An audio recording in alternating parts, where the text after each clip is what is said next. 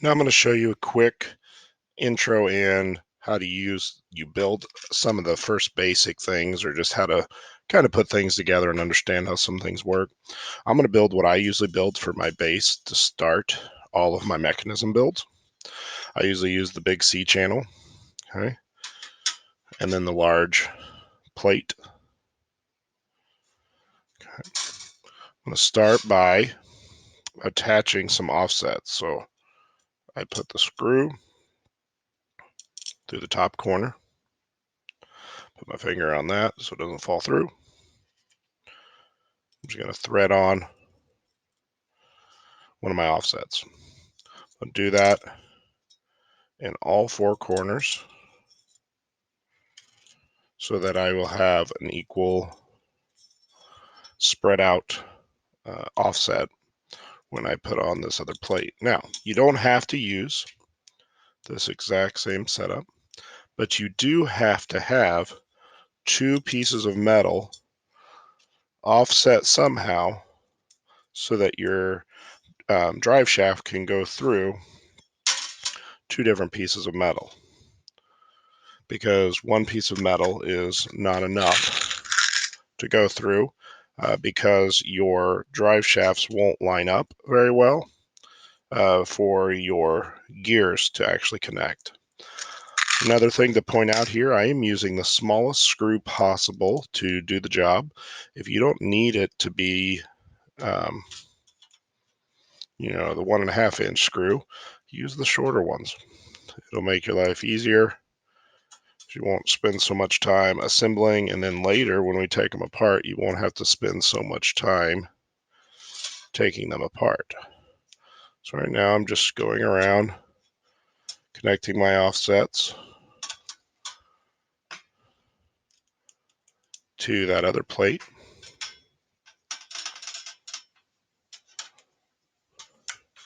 And I've got that set up. Now I need to attach to my base. So what I'm going to do is, you'll see down here in the C channel, I've got a little place I can drop a screw through. And then I'm going to set that. I'm not going to go all the way to the corner. I don't like using the edges of anything because it makes it really hard to mess with, because there's a bin there.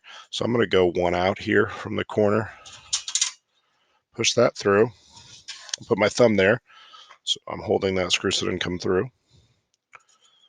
And that was probably a little too long of a screw too, but it'll be all right. Tighten the nut down. Again, claw side towards the metal.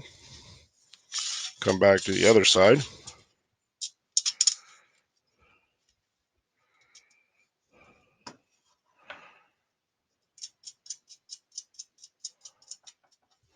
Okay. Then I just put my finger on the Kep's nut, and then I can tighten it up just a little bit more. Again, we're not sending this to the moon, so we don't need to tighten it up super tight. But it shouldn't be real loose. So now it's on there attached really well. Last thing I'll show you here is the bearing flats. Bearing flats are important because they will help the drive shafts not be able to move quite so much, which means they will be a little bit better connection for the gears. So if I put every drive shaft, if a drive shaft's going to go through this, you'll notice here, I put a drive shaft through without a bearing flat, I can go back and forth, and it's got a lot of play. If I do one bearing flat, when I go back and forth, it's still got a little bit of play. If I add one more bearing flat, which I'll do here real quick, right behind that, and always put them on this side of the C channel if you're going to put it on the top. Don't try to tuck them under the edge, because again, that lip gets in the way. Always going from metal to plastic. Okay, this one's broken apparently. So some of your push rivets could be broken. Now, when I put the drive shaft through, there's barely any play back and forth. my gears are going to line up much better. So for the first build, it's a simple gear train. I'll show you what I would do. I'd put 2 spacers on the back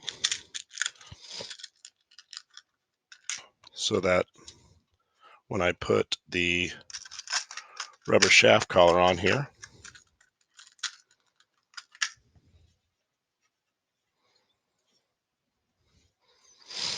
that rubber shaft collar won't get stuck up underneath the lip there. Then I could put my gear on. So I'll pick the 84 tooth gear, first one I saw. Again, another rubber shaft collar, slide it down, and I've got my first gear on. Okay. Then to figure out where my second gear will go, it's pretty easy. I'm just going to pick another gear. So I pick this one, which is the 36 tooth gear. Okay. And I just kind of figure out where do I need to put it so that it lines up perfectly. Okay, it's right there. I would then put my bearing flat there. I'd put one on this side, connect everything, do exactly what I did over here, and I'd be good to go. Now, one thing you'll run into, you may not have quite enough space, and you probably will have to do a spacer. Since this 84 tooth gear has a spacer built into it, you'll have to have a spacer. You should have enough room to do everything and still be able to get that rubber shaft collar on there. It might be a little tight, but remember, you don't have to put the rubber shaft collars there. If I wanted to, I could put a rubber shaft collar right there and on the outside of this, and that would also keep it from going back and forth. So if instead of wanting to put these spacers on, I could actually put the rubber shaft collar there, wedge it together, and now that won't come off either, and I didn't have to do all those spacers. So there's options in case you don't have quite enough room to do all those spacers because you have a smaller drive shaft.